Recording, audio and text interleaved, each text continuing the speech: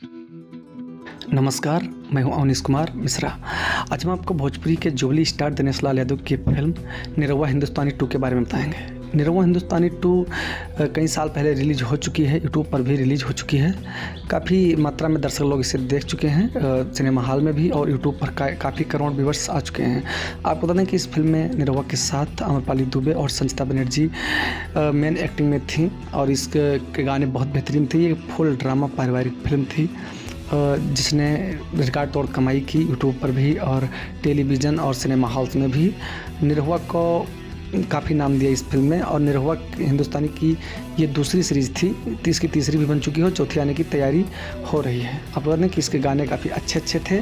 Producer थे राहुल खान जी, director थे मंजू ठाकुर जी, और निरहुआ, संचिता बनर्जी और आम्रपाली दुबे की एक्टिंग ने, और इसके अलावा संजय पांडे जी की एक्टिंग ने सबका मन मोह लिया था इस फिल्म में। इस फिल्म की खास बात यह थी कि ये फुल पारिवारिक ड्रामा फिल्म थी और लोगों को एक संदेश देना चाहती थी। आपने अभी तक नहीं देखा है तो इस फिल्म को देख लीजिए। काफ़ी पारिवारिक ड्रामा फुल मूवी फिल्म है। धन्यवाद।